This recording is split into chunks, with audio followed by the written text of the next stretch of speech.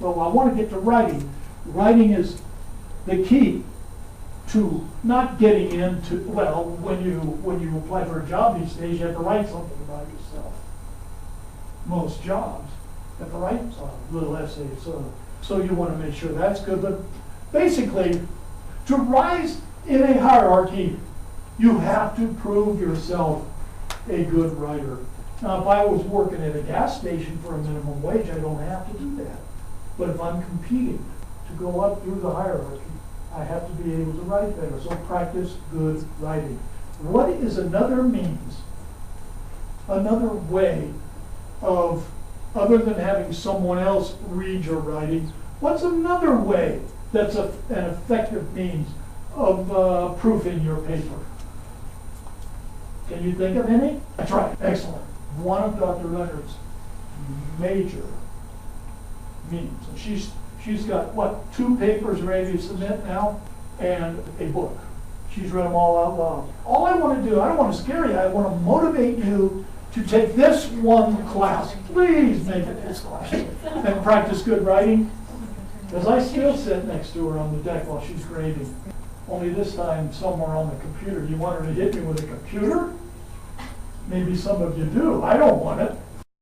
Now there's a thing called, I don't know if they still have them, the blue light special. Everybody know what a blue light special is? Was that Kmart that used to do that? The blue light special is they take this cart, a big blue light, blinking light, take it to this area and say, "Good afternoon, Kmart shoppers.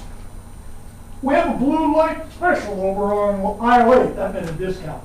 And what I'm going to talk about, the blue light special, is a discount on your grade, 10%. Now let's talk, each major error is a 10% discount of your grade. Ooh, you can get a 50% discount. Oh, when I get to the 5th error, I'll stop grading it and hit them with your paper.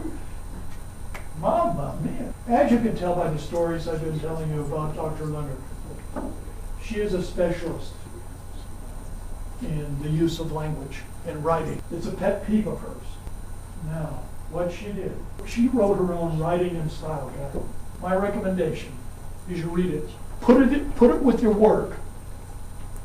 That way you don't have to look for it in your computer. Just read it one time. Your mind will remember whether some question that you have in your writing, whether that issue comes up in here. I'm going to go over a couple of those in a minute. Also, in this writer's guide is a list of the mistakes you made, which are major and will give you a discount. Those of you who want to seek a discount on your grade. Now, what are some common mistakes? Let me give you the first one. Thank the ladies of the 60s who took their bras off, put them into a big pile and burned them.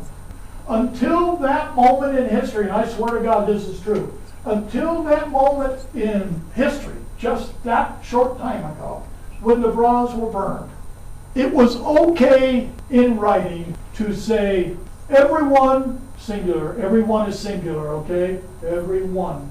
Everyone must have his book.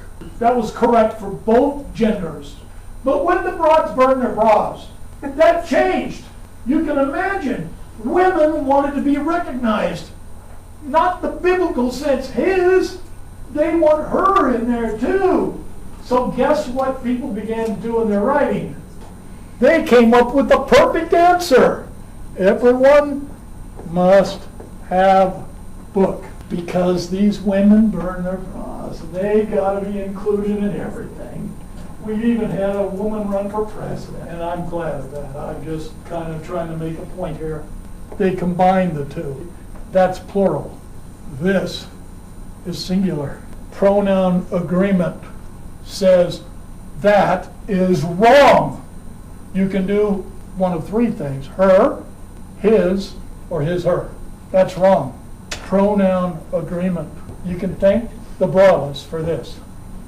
Because when women began to demand equality, which they still don't have. So there's one serious error. All right. Now we're going to talk about possessives.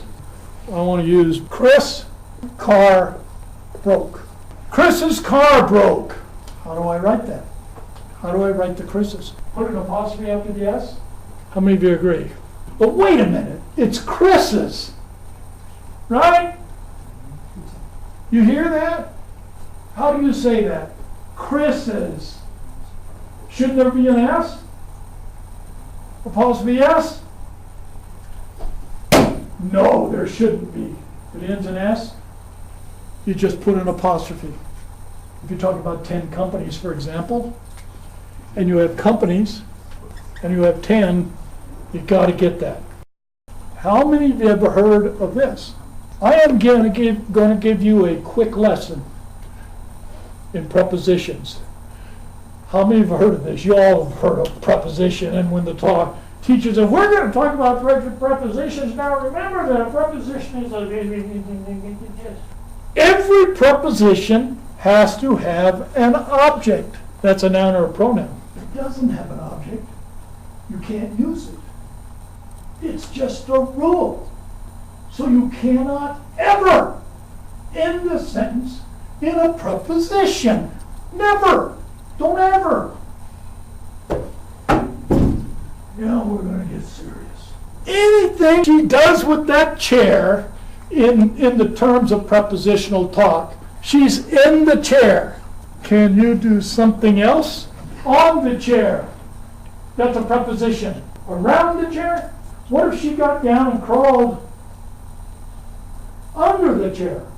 Anything in that type of meaning that she does with the chair, that's a preposition. It's simple. Never end a sentence. Are you going in? Who are you going with? Position. With whom are you going? Good language is dying. Good language is dying. We don't have people who want you to write good language anymore. There you go. Never end a sentence in a preposition. Okay, and you've heard the old cliche, 2 ways are better than 1. That's one way. Another one is, you read it out loud.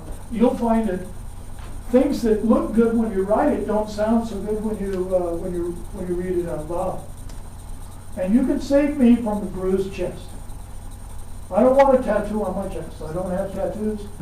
I want to tell you, you are going to give a presentation to real people. These people have requested and filled out a form to turn in so that they could have, and they're paying money, not $30,000.